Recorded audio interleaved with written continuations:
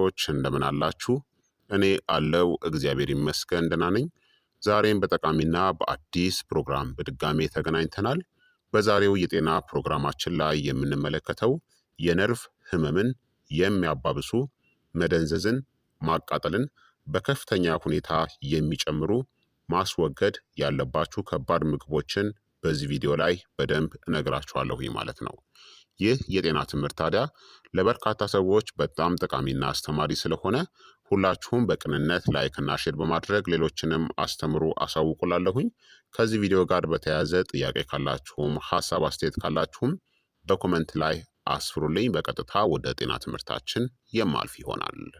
በዚህ ቪዲዮ ላይ እያንዳንዱ የምግብ አይነቶች ነርቭን እንዴት እንደሚጎዱ ወይም ደግሞ እንደሚያስቆጡ፣ ለምን ምልክቶቹ እንደሚባባሱ እናም ማን ጥንቃቄ ማድረግ እንዳለበት በዝርዝር እነግራችኋለሁኝ።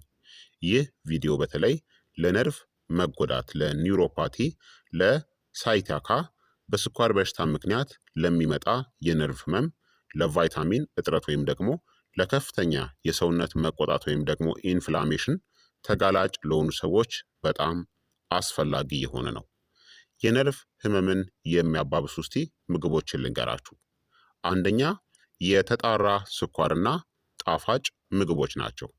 ለምሳሌ ነጭ ስኳር፣ ጣፋጮች፣ ኬኮች፣ ኩኪሶች፣ ለስላሳ መጠጦች እና እንደ ከረሜላ ያሉት እነዚህ ለምን የነርቭ ህመምን ያባብሳሉ?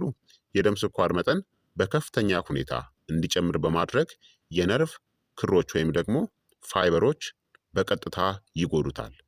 በሰውነት ውስጥ መቆጣትን ወይም ደግሞ ኢንፍላሜሽንን እናም የኦክሲዲቲቭ ስትረስንም ይጨምራሉ።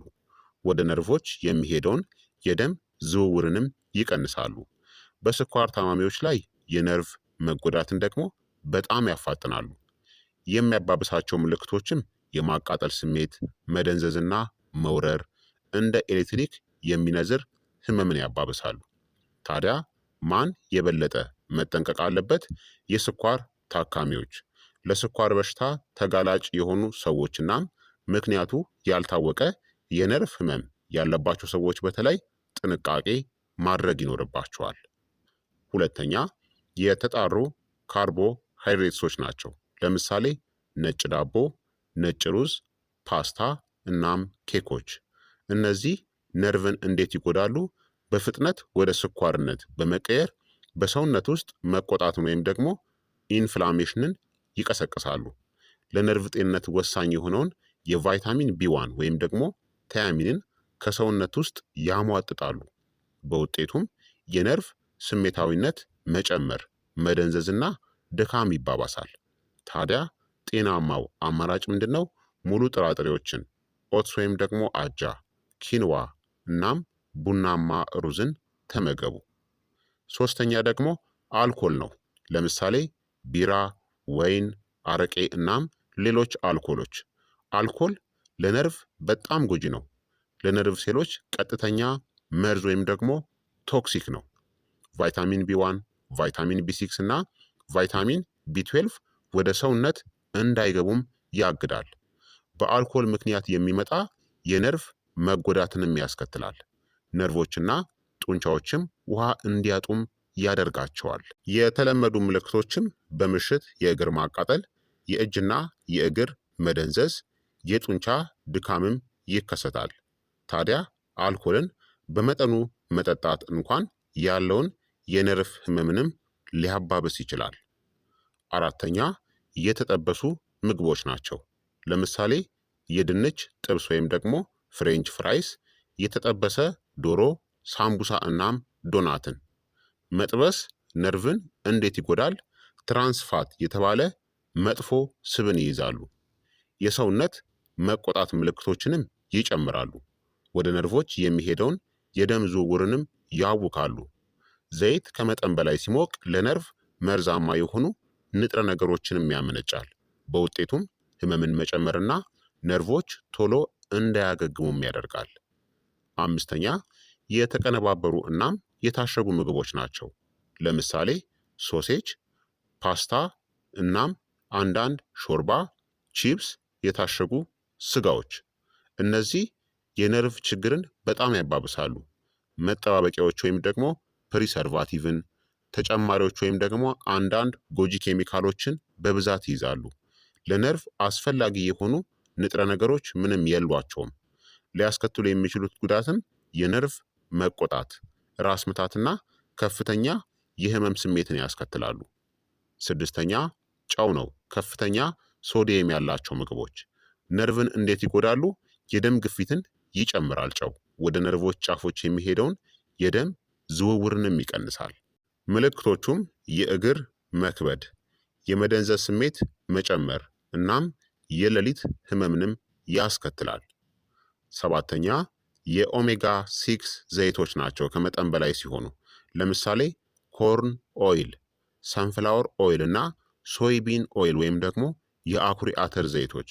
እነዚህ ከኦሜጋ 3 ጋር ካልተመጣጠኑ በሰውነት ውስጥ ብግነት ወይም ደግሞ ኢንፍላሜሽንን በማምጣት የነርቭ ህመምን ያባብሳሉ። ታዲያ የተሻሉና ተመራጭ ዘይቶች የምንላቸው የወይራ ዘይትና የአቮካዶ ዘይትን ተጠቀሙ። ስምንተኛ ቃሪያና ቅመም የበዛባቸው ምግቦች ናቸው። እነዚህ ለአንዳንድ ሰዎች ማለት ነው ለአንዳንድ ሰዎች ጠቃሚ ሊሆኑ ይችላሉ። በውስጣቸው ያለው ካፕሳይሲን የተባለ ንጥረ ነገር ስሜታዊ የሆኑ ነርቮችን በማነቃቃት የማቃጠል ስሜትን ሊፈጥር ይችላል ማለት ነው። ስለዚህ ምልክቶቻችሁን በደንብ ማየት ያስፈልጋል። ዘጠነኛ ደግሞ ግሉተን ነው። ላነቃቃቸው ሰዎች ማለት ነው። ለምሳሌ ስንዴ እናም ገብስ ለግሉተን ስሜታዊ የሆኑ ሰዎች ላይ የሰውነት መከላከያ ስርዓት ነርቭን እንዲያጠቃ በማድረግ ህመምን ይፈጥራል።